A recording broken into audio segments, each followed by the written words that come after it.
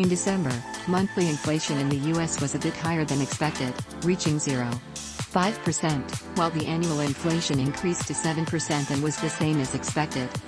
Economists expected that the Consumer Price Index, CPI, a key measure of consumer prices released by the U.S. Labor Department, will show that inflation jumped by 0.4% in December and 7% year-over-year, the highest increase in prices since 1982.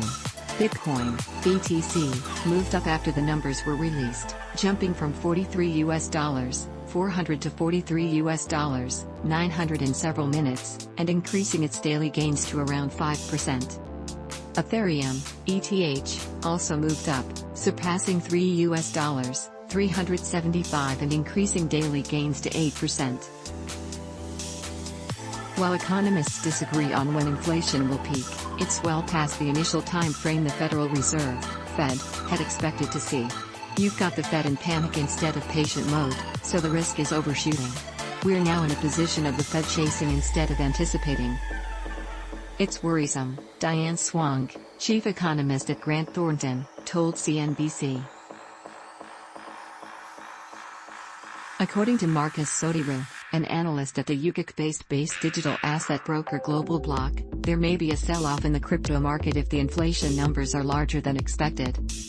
This, however, shouldn't be a long event, as I suspect the market has already priced in the worst-case scenario due to the persistent selling recently, he wrote in an emailed note before the CPI numbers were released.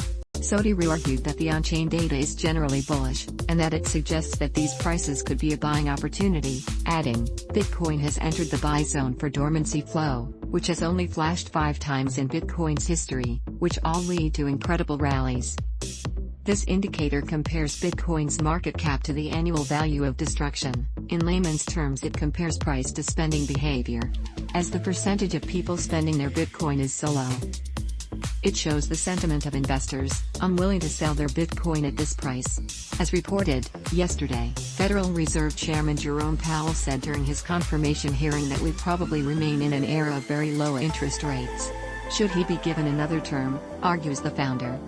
Meanwhile, in China, the inflation came in lower than expected. China's annual inflation rate fell to 1.5% in December 2021 from a 15-month high of 2%.